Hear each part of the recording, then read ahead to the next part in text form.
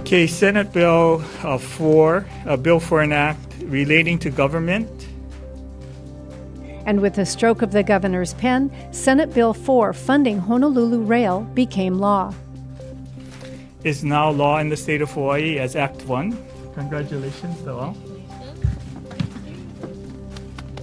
The legislation was passed by the State House and the Senate last week during a divisive special session of the legislature. This bill was crafted behind closed doors and presented to us with the instructions that there will be no changes before we ever heard from the public. Our backs are against the wall. If someone has a better idea, please present it, because I haven't seen it or heard it. This session is 5 days long to pass a bill that is for over $2 billion. Give me a break. But it is an embarrassment to go back to the people and say we're doing an accountable process and taking care of the needs of the people.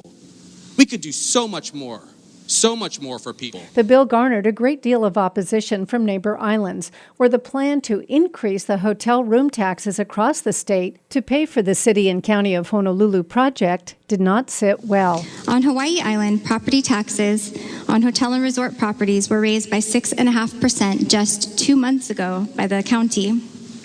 I believe it's too much to ask our hotels on Big Island to absorb both of these increases at the same time.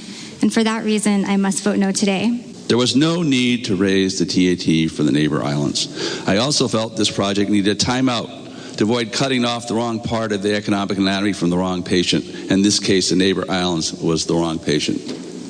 I appreciate Amendment 4 put forth by the minority leader that said, in effect, doctor, they're cutting off the wrong leg.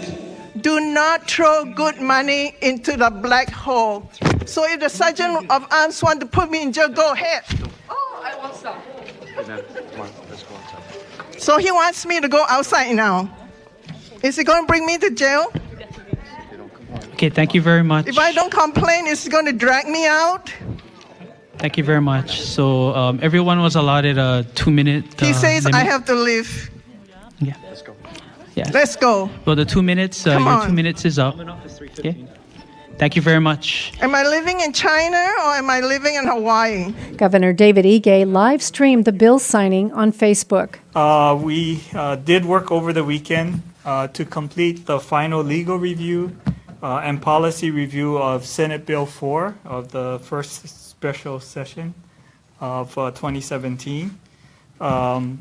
As noted in some of the testimony, there were some concerns raised, but our assessment is that there is no fatal flaws, that the bill will be moving forward. We believe that this makes a strategic investment in a most important asset for our community. We estimate that it will generate an additional $2.4 billion that will allow the project to be completed. In total, I would like to note for the record that legislature and the state is providing $7.4 billion of this transit project. No, I mean, we did review those questions, and, you know, obviously anybody can file a lawsuit, but we do believe that the bill, as signed into law, is defensible, you know, and we look forward to implementing it. As far as the home rule issues,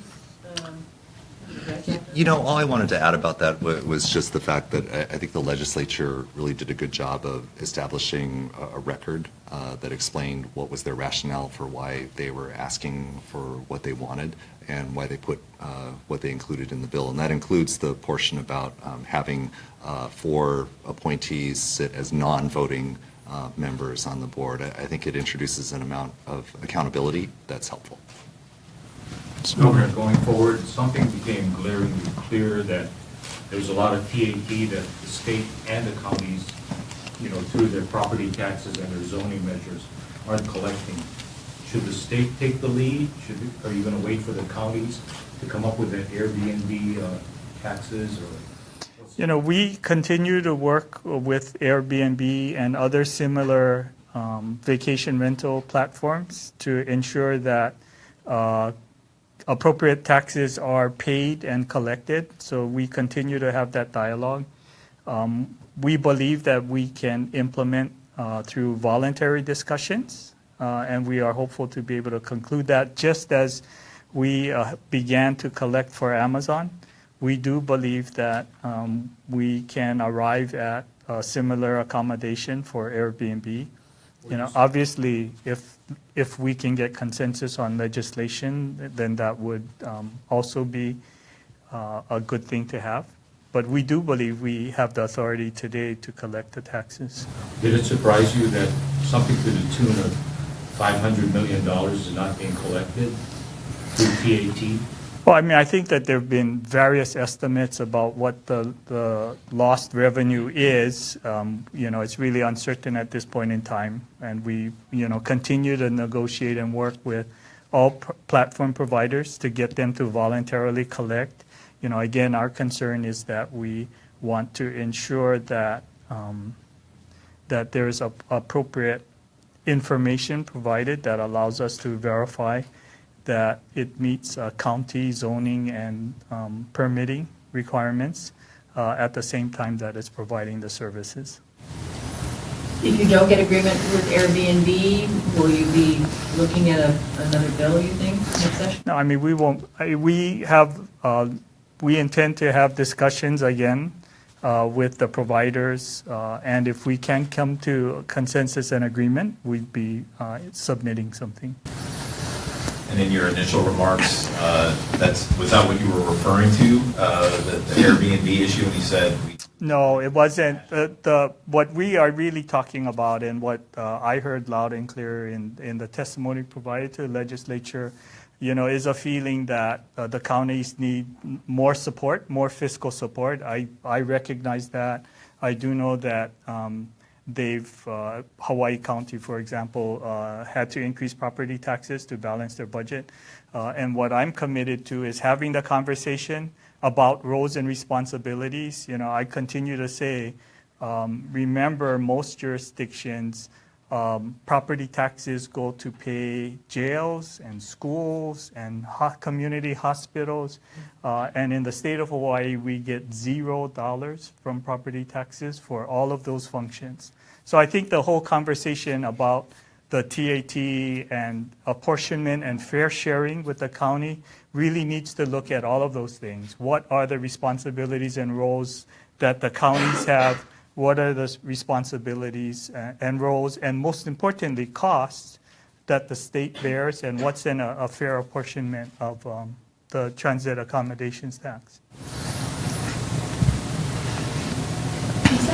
Andrew Robbins started today as the executive director of PART. Are there any plans in the upcoming days to meet with him and discuss? Sure. I've already met with Andrew Robbins, and we had a very good conversation. I did share with him the concern shared by the legislature about accountability, transparency, about the willingness of the HART board to look at alternatives in a real way rather than just a token kind of examination. He definitely understands the issue of accountability and transparency, and certainly is committed. I think most importantly, he's committed to work with all of us in state government to make sure that we have the information that we need, that there's better accountability in what's happening there. I think that there will be a real effort to look at alternatives and options should revenue fall short and project changes need to be considered.